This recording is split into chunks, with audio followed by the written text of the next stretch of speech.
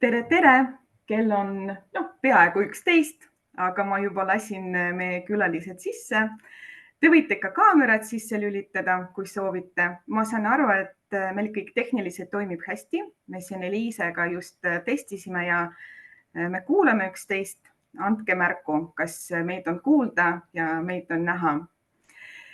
Ja meie siis tänane teema, et olen õppimissõltlane ja kuidas siis ikkagi seda kogutud tarkust tegudesse panna. Ja kohe esimene küsimus ka teile, head kohalviibijad. Et kommenteerige palun, kas te olete õppimissõltlased või ei ole? Ja kes pärast meid järele kuulavad, kuna me lindistame seda kohtumist, teie ka palun olge aktiivsed ja võite ka kommenteerida ja anda ennast märku. Kuidas te ennast tunnete selles olukorras? Aga alustame siis, Eliise, sinuga ja kõigepealt ma teen ettepaneku, et teeme tutvuse. Ehk siis ole lahke ja räägi palun enda kohta. Ja tere kõikidele kuulajatele, vaatajatele ka minu poolt, et mina olen Eliise Ala ja oma taustalt olen ma väga pikalt olnud personalijuhtimise valdkonnas ja nüüd viimased sellised 2-3 aastat ka coach'ina tegutsenud.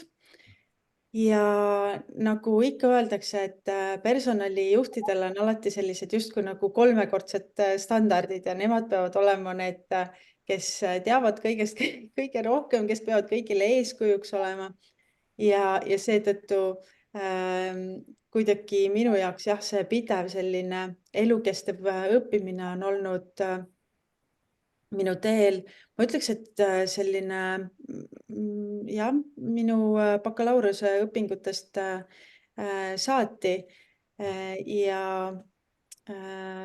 kui Valeria tegi ettepaneku siis sellel teemal veebiseminari teha, siis ma tundsin ennast väga-väga ära, sellepärast et on olnud aegasid, kus ma olen visanud nalja, et kui keegi tahab kuskile tasuta koolitusele minna, et siis ma olen kuninganna sellel teemal ja ma võin leida igast tasuta koolitusi, et jaa, minu CV-s ka minu koolituste hulk on päris pikk, enam ma ei viitsi neid kirja panna, aga ma tundsin ennast väga ära, kui sa selle mõtte üles viskasid. Aitäh sulle. Ma räägin ka enda kohta, et mina olen Valeria Siirant, et eelmine aasta ma tegin karjääripöörde, lahkusin palgatöölt ja 2 kuud tagasi avasin oma ettevõtte, nii et mina olen alustav ettevõtja. Ja jah, ma olen ka õppimissõltlane, ausalt tunnistan üles, et mina olen. Ja ausalt ütlen ka seda, et mul on hetkel SAIS-is üks pooleli olev avaldus. Ja mina nüüd mõtlengi selle üle, et kas ma lähen nüüd uuesti oma seda magistrikraadi taotlema, sest üks magistrikraad mul on juba tegelikult olemas. Aga see on selline õppimisjanu, mis kunagi ei lõppe ja alati tahaks midagi uut, midagi põnevat. Ja täna Eliisega räägimegi sel teemal, et kas tasub esiteks alati iga kursusega liituda. Mis on selle põhjus ja kuidas siis tegelikult juba kogutud tarkus tegudesse panna. Ja miks mul see teema üldse tuli? Ma tegin paar kuud tagasi, tegin väljakutse ja see oli seotud mul ajapuudusega. Ja üks osaleja kirjutaski väga huvitavalt seda asja, et ta kirjutas niimoodi, et tema on õppimissõltlane ja tema teoorias on väga tugev, aga paraku nagu praktikasse tema tarkus ei jõuagi. Ehk siis tema ongi selline, kes hüppabki ühelt kursuselt nagu teise kursuse peale, kes on läbinud erinevad väljakutsed, et muud kui õpib ja õpib. Ja mul tekkiski selline mõte, et miks mitte arutada sel teemal ja vaadata natuke sügavamalt, mis esiteks põhjused on, et miks me seda teeme. Ja pakume Eliisega kindlasti ka nippe ja juhendid, et kuidas siis sellest ringist välja astuda. ja mina kõigepealt pakun niiviisi, et Eliise, räägime sinuga kõigepealt sellest, et mis on selle nagu sõltuvuse tunnused, et sina oled ka nagu, ma saan aru, sõltlane mingil määral ja siin me ei ole ainukesed, siin kommenteeritakse, väga meeldiv, tere tulemast klubisse. et et Eliise, mis on sinu tunnused ja räägi palun. Ja, et minu tunnused, nagu ma juba ütlesin ka, et ongi see, et kui ma näen mingit põnevat teemat, enda jaoks põnevat teemat, mille kohta ma tahaksin teada rohkem, siis ja eriti kui see on mõni koolitus, siis mul on alati see, et see on täpselt see, mis mul on veel puudu ja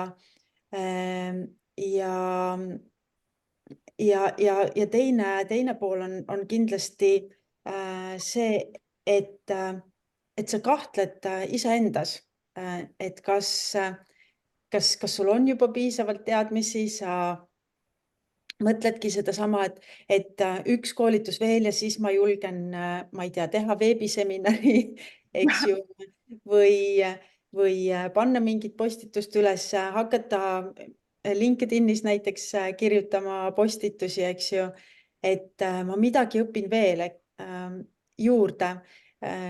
Sina ütlesid, et sa oled alustav ettevõtja, mina olen täpselt samamoodi olnud ettevõtja tänaseks üle 3 aasta ja see oli kindlasti selline hästi palju toetas seda õppimist, sest et sa pididki ettevõtjana tegema endale selgeks asjad, millega sa ei olnud enne tegelenud, eks ju, seesama turundus, raamatupidamine, maksundus ja siis sul oli kogu aeg nagu põhjust koolituda. Ja noh, tunnused, mida mina võin enda pealt öelda, on see, et ma olen märganud, et esiteks mul on vähemalt ma ei tea, 3-4 raamatut paralleelselt, mida ma loen, on kuskil diivani ja voodi äärte peal. Ja teine on see, et mul on pidevalt klapid kõrvas. Ma kogu aeg kuulan midagi, nii kui mul on mingi vaba hetk, kui ma autoga sõidan, natuke rohkem kui 10 minutit, siis mul on raudselt midagi kõrvas, mida ma kuulan, et jaa, need on, ma arvan, sellised kõige suuremad võib-olla sümptomid, mida ma olen märganud, kus ma näen, et see piir ei ole enam päris okei. Ja ma jagan siis ka oma kogemust, et mulle nagu iseenesest mulle väga meeldib õppida. Ja see on minu jaoks nii üllatavalt, kui see ei ole, mugavustsoon. Sest kui sa õpid, siis näiteks esiteks seal on nagu teatud struktuur, seal on uudsus, et sa saad ikkagi nagu midagi teada. Ja ma võin ausalt öelda, miks ma praegu jätsin ka pooleli olevat seda avaldust sisseastumisel. Sest ühelt poolt ma nagu tunnen, nagu sa ise räägid seda, et tahad nagu targemaks saada, aga ma hakkasin ikkagi enda käest nagu küsima seda, et aga millest probleemi ma praegu tahaksin enda jaoks nagu lahendada sellega, et ma lähen õpin seda erialat.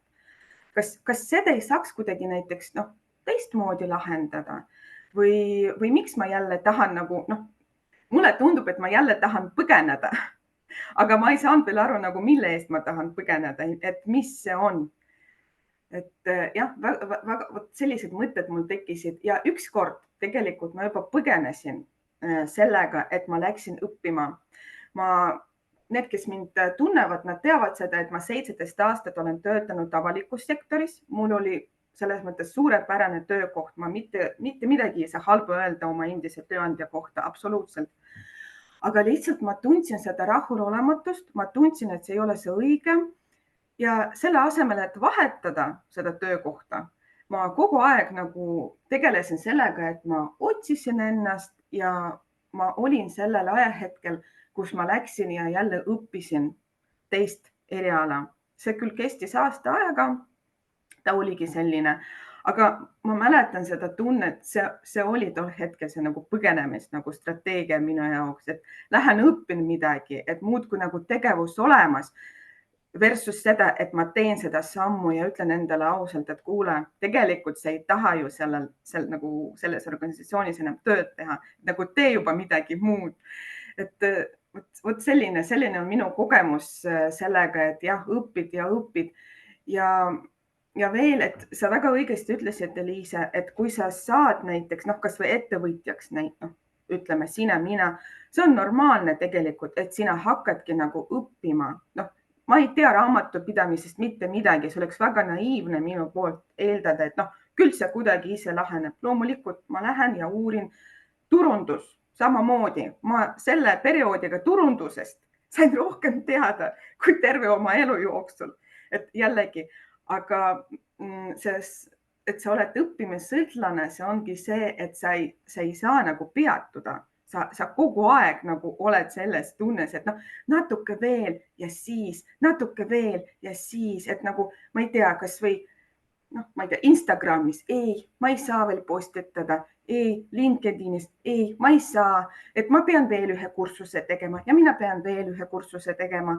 Et siin naised ka jagavad seda, et nad tunnevad ennast selles teemas ära, see on väga lahe. Aga jällegi ma näen, et jagatakse ka seda, et on hakanud teadlikult ennast pidurdama ja võib-olla me jõuame ka sellise nagu järgmise teema juurde, Eliise, et millised on siis nagu strateegiad ja nipid, et kuidas siis ikkagi me võime panna oma õpitud teadmised juba tegudesse, et jaga palun, mida sina kasutad?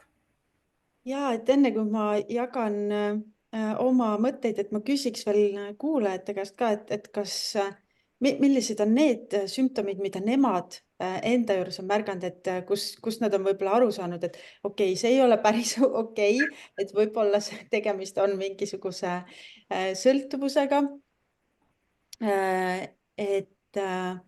Aga ja nendest strateegiatest võib-olla rääkida, et sina tõid välja, et sa mingi hetk nagu hakkasid enda käest ikkagist küsima seda, et kas see järgmine koolitus on okei või ei ole okei. Mina isegi nüüd hiljuti enne seda, kui see teema on minu jaoks üles tulnud, ma ausalt öeldes isegi pole mõelnud selle peale nii väga, et kuidagi mul ongi nagu on tulnud nagu üks koolitus, teine koolitus, need asjad on minuni kuidagi õigel ajal õiged koolitused tulnud ja ma olengi keskendunud nendele asjadele nagu mida mul on vaja hetkel lahendada, eks ju, nende probleemide lahendamisele ja järjest siis võtnud koolitusi sellel teemal, aga tõsi on see, et sellest on tänaseks, ma arvan, 5 aastat möödas. Ma olen olnud ka sellises kohas, kus ma õppisin magistratuuris. Lisaks oli meil siis ettevõttes juhtimisprogramm pooleli, mis tähendas seda, et iga 2 nädala tagant olid intensiivsed koolitused ja ma jõudsin sellesse kohta, kus ma füüsiliselt tundsin, et mu aju ei ole võimeline enam infot vastu võtma. Ja see oli üks selline päris huvitav koht, et sa saad aru, et sa ei ole võimeline enam infot vastu võtma. Ma muidugi sain siis ka aru, et üks põhjuseid, miks ma seda ei olnud võimeline tegema, oli see, et ma ei olnud piisavalt maganud enam. Ja teatavasti magamise ajal sealt lühiajalisest mälust läheb informatsioon pikaajalisse mällu ja vabastab seda operatiivmälu, eks ju. Et nii kui me hakkame selle une pealt siis aega kokku hoidma, siis tegelikult me ei ole võimelised enam ka uut informatsiooni vastu võtma.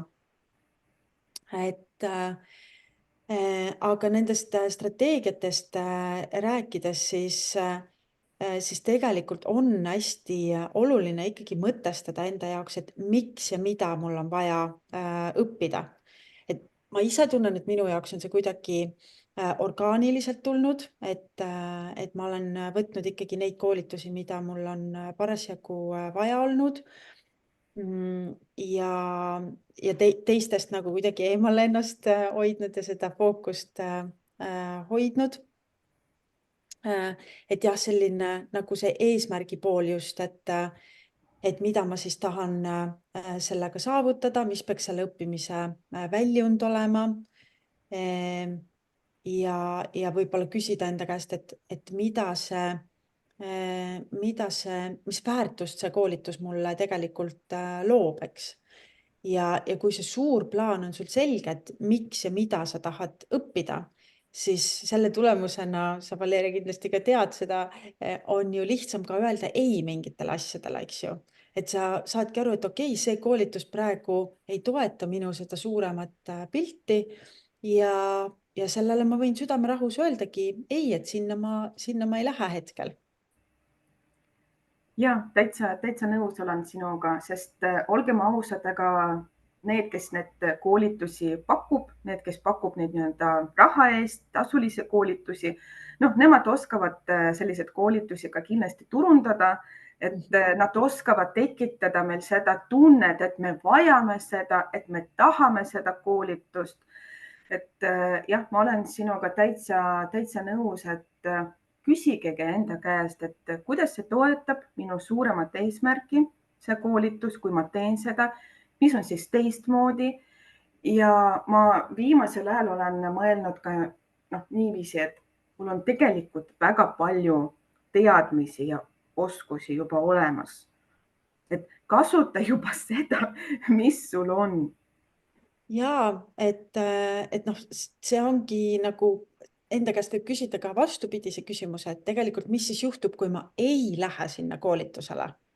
Jah, see on ka hea küsimus tegelikult. Mis siis juhtub, kui ma ei lähe sellele koolitusele? Just.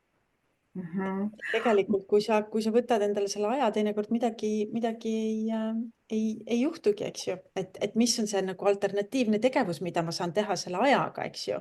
Et aega on meil kõigil vähe ja tegelikult, kui me oleme sellised koolitussõltlased, siis olgem ausad, sinna läheb ka väga palju meie aega, eks ju, mida me võiksime kasutada hoopis teistmoodi. Ma ei tea, sõpradega koos olla, oma perega koos olla, lihtsalt puhata, logeleda. Jah, see on ka väga oluline kusjuures. Ja siis tulevad need teadmised, eks ju, meie seest, et nagu hiljuti üks coach ka väga tabavalt kirjutas, et kui me õpime ja õpime ja püüame ammutada kogu seda informatsiooni nagu väljast teiste käest, siis seda nõrgemaks jääb meie selline enesetunnetus, et mis meie kontakt iseendaga siis, kus tegelikult tulevad ka väga head lahendused, et kõik see ei peagi tulema nagu väljastpoolt meid ja me ei pea seda õppima, vaid me peaksime ennast võib-olla rohkem usaldama, et need lahendused on juba meie sees olemas ja nagu sa ütled, et on võib-olla mõistlik hoopis hakata tegudele ja õppida sealt, eks, et õppimise metoodikud ütlevad ju ka, et sellisest nii-öelda lugemise teel omandatud informatsioonist me omandame ainult 10%. Samas kui me paneme kokku teooria ja praktika ja päriselt seda rakendame, siis õppimise tõhusus on 70%. Ja kõige siis tõhusam sellest veel on see, kui me õpime selleks, et õpetada teisi. Ja, Et kas seal tasub nagu mõelda, et mis eesmärgiga ma õpin, eks ju. Et kas selleks, et midagi rakendada praktikasse või siis tegelikult ka juba kellelegi teisele midagi edasi anda, et see kvaliteet ja fookus, kuidas me siis ka õpime, oluliselt muutub. ja mina küsin ka siinkohas, et jagage meiega, mis on teie strateegia ja taktika, et kuidas teie tegutsete, et kui te näete, et oh issand, nii huvitav koolitus näiteks või ma ei tea, raamat või mis iganes nagu, et millised mõtted siis teil tekivad, kuidas te pidurdate ennast, kuidas te toetate ennast selles mõttes, et okei, ma ikkagi hakkan rakendama seda, mis mul on juba. Ja ma mäletan seda hetke, vaata, kui me lõpetasime sinuga coaching ut, jah, sest no sa kindlasti seda mäletad, me saime küll selle sertifikaadi, aga sa ikkagi tunned ennast, et no okei, kas ma olen siis nagu valmis, kas, kas ma nüüd lähen päriselt nagu ja hakkangi nagu coach ima või Mhm. ei, vist on vaja veel mingisugust kursust läbida, veel vaja mingisugust raamatut lugeda ja taaskord meil olid väga toetavad need lektorid ja ma mäletan, kes ta ütles, et te olete tegelikult juba valmis. Nii et Mhm. proovige ja rakendage juba seda, mis teil on. Ja enda jaoks ma olen tookord samamoodi seda üsna teadlikult lahendanud niiviisi, et mul on terve kott neid materjale. Eks miks mul on vaja midagi juurde praegu õppida, kui mine ja loe kasvõi seda kõike, mida sulle anti selle koolituse või selle väljaõppe käigus. Ja tol hetkel ma lahendasin seda nagu ebakindlust enda jaoks just niimoodi, et kasuta seda, mis sul on, Valeria, rakenda seda, mis sul on, aga just rakenda ja liigu samm-sammult. Tee seda selles mõttes nagu võid ka turvaliselt seda teha, kui sul on mingisugused omandatud teadmised, oskused, mida sa tahad nüüd praktiseerida, et loo seda toetava nagu keskkonna enda jaoks, et mis toetab sind ja ma ei tea, mina coaching us küll kasutasin seda lähenemist, et mina pöördusin oma nii-öelda tuttavate poole, kellega ma tundsin ennast enam-vähem nagu mugavalt. Mitte Ja, küll väga mugavalt, et ikkagi hääl värises ja tundsin nagu ennast ebakindlalt, aga ütleme niimoodi, et ma otsustasin, et okei, ma tegutsen pigem praegu sellega, mis mul on, versus seda, et ma õpin nüüd jälle midagi uut, kuigi ahvatlus on vägagi suur ja kogu aeg tundub, et oh, jummel küll, ma ei tea, keegi coach on juba nii kogenud, aga ta on kogenud tegelikult just tänu sellele, et ta praktiseerib ja teeb seda. just. Et eks see sisemise petturi, see väike sisemine pettur meie sees ikka vahel tuleb ja räägib meile seda, et oh, varsti nad saavad teada, et ma ei oska mitte midagi. et ja see nagu kuidagi saboteerib meid sisemiselt ka. Et mis võib-olla veel aitab just, kui me juba oleme valinud mõne koolituse, et kindlasti panna endale siis iga koolituse lõpus kirja, et mis on need 3 asja, mida ma võtan endale ja mida ma päriselt siis praktikasse panen enda jaoks. Ja, ja miks mitte piirata ka ennast sellega, et mitte enne uuele koolitusele minna, kui need eelmise koolituse 3 tegemata asja on või planeeritud asja on päriselt tehtud. Et sa ei lähe enne uuele koolitusele, kui olemasolevad asjad on tehtud, praktikasse viidud ja siis alles võtad järgmise koolituse ette. Ja väga hea taktika ja väga hea strateegia minu arust. Kas sa tahad veel midagi lisada? On sul veel mõningad mõtted ja ideed seoses selle teemaga? Ja, et võib-olla üks teema, mis ma veel välja toon just selle praktikasse viimise koha pealt, et, et kasutada siis vastutuspartnerit, milleks tegelikult väga hästi saab olla ka coach, eks ju. Et keegi, kellele sa siis ütledki, et sa teedki näiteks selle koolituse lõpus ära need kolm asja, on ju. Temal on mingid, sellel vastutuspartneril näiteks on omad asjad, kui sa võtad kellegi sõbra või sõbranna endale siis vastutuspartneriks. Ja siis te kohtutegi uuesti, eks ju, nädala või 2 pärast ja vaatate, et kui palju siis nendest antud lubadustest täidetud on. Et see ka aitab kindlasti distsiplineerida ja saada üle nendest sisemistest ebakindlustest, sest mis tihti või enamasti selleks murekohaks on, miks me ei lähe neid asju tegema, on see meie sisemine ebakindlus, mis meid hoiab tagasi, kõik need sellised väikesed kuradikesed, kes hakkavad meie sees rääkima neid erinevaid jutte, et ei, sa ei ole piisav, sa ei ole veel valmis, sa pead veel õppima, mis teised sinust arvavad. Kõik need jutud, neid on väga lihtne lõpetada, et selle selle parimaks strateegiaks on lihtsalt öelda endale, et stop preparing ehk et lõpeta. Ja see on hästi huvitav, ma ei tea, kas sa mäletad meil, kui me coach ideks õppisime, siis üks meie õppejõud ka jagas, jagas seda ühte huvitavat teraapia videot, kus siis ka see strateegia, terapeudi strateegia siis kliendile tema probleemide lahendamiseks oligi see, et nagu lõpeta see ülemõtlemine, on ju, lihtsalt lõpeta.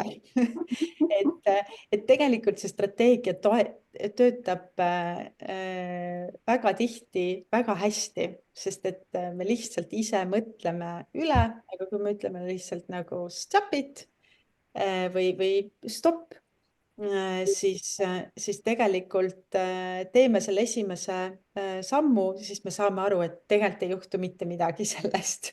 Ja see on lihtsalt meie mõtted on need, mis hoiavad meid tagasi. Nii, ma teen ettepaneku, et teeme praegu lühikese kokkuvõtte sellest meie jutust ja võime vaikselt otsad kokku tõmmata. Ja enne kui me teeme selle kokkuvõtte, ma küsin siis meie osalejatelt, et pange siia chati kirja, et mis on see üks mõte, mis te võtate meie vestlusest kaasa, et olge hea, kommenteerige palun. Nii, ja me sinuga siis... Ja ma ütleks, et isegi mitte mõte, vaid mis on see praktiline asi, mille nad ära teevad. Mis see võiks olla, mida teha, et siis kas välja tulla sellest sõltuvusest, koolituse sõltuvusest või siis jah, olla lihtsalt endaga hellem ja hakata rohkem praktikasse asju panema. Ja siis sellised strateegiad, mis me Liisega jagasime, olidki, et enne kui sa otsustad liituda uue koolitusega, siis sa võid enda käest küsida, et millist probleemi sa tegelikult tahad selle koolituse abil lahendada. Siis sa võid mõelda ka selle peale, et kuidas ma saaksin teistmoodi seda probleemi lahendada. Äkki mul on juba kõik need teatud oskused juba olemas, mida ma saan juba praktikasse panna.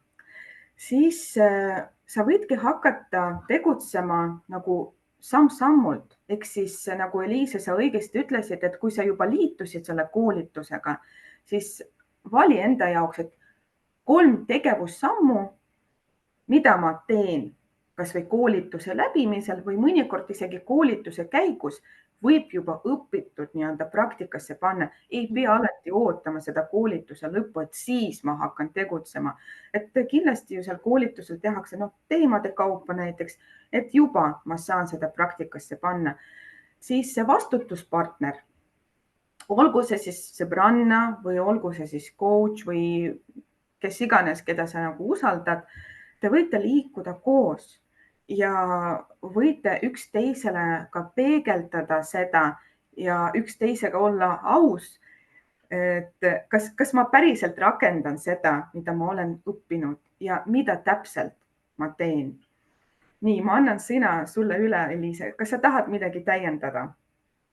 Ma arvan, et sa tõid olulised asjad välja, et just nimelt mõeldagi seda, et kas see koolitus tegelikult läheb kokku minu sellise suure plaaniga ja vajadustega, et Katri siin ka ütleb, et ema probleem ongi see, et ta tahab kõigel osaleda ja kõik nagu kõnetavad, et vaadata ikkagi seda kohta ka, et mis siis, kui ma ütlen ei, et mis sellest juhtub ja mis on selle hind, kui ma lähen sinna koolitusele, eks ju, et mis mul siis jääb tegemata. Et nende asjade peale ka mõelda, et tegelikult tihti nagu meie teadmiste mõttes midagi ei juhtugi, aga võib-olla seesama logelemine toob meie enda seest veel suuremad taipamised, eks ju. Ja me saame selle vajaliku enesekindluse hoopis teisel viisil kätte. Et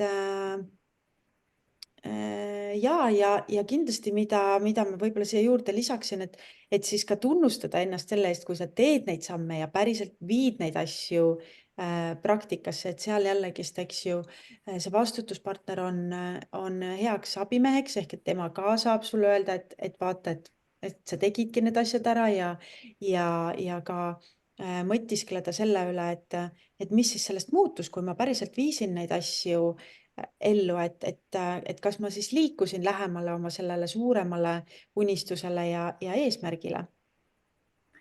Ja mina siia lõppu veel lisan ka seda, et kui te vajate vastutuspartnerit, siis julgelt võib pöörduda kas või Eliise või minu poole, et hea meelega aitame teid, toetame ja ma arvan, et sellel positiivsel noodil me võiksime lõpetada praegu. Näed, pool tundi sai ilusasti täis. Nii et ilusat päeva. Ja aitäh minu poolt ka kõigile osalejatele nende kogemuste jagamise eest ja ma võib-olla lisaksin siia, et mitte ainult nagu vastutuspartnerit, aga vastutuspartneri korral pöörduda coach'i poole, vaid ka siis, kui sa päriselt, sa ei tea, mida sa tahad või sa vajad rohkem selgust, et kuhu suunas liikuda, eks ju, et coach saab aidata ka selle suure pildi kokku panna, et kuhu suunas ma siis soovin üldse minna, et vahel on ka meil seal see segadus, eks ju, ja kui see pilt on selge, siis on väga lihtne teha ka neid otsuseid ja valikuid, et mida ma võtan ja mida ma jätan võtmata. Ja väga ilus mõte. Aitäh sulle, Eliise. Aitäh, Ja Valeria, kutsumast. teile, kes te osalesite praegu ja ilusat päeva ja näeme jälle. Nägemist. Tšau.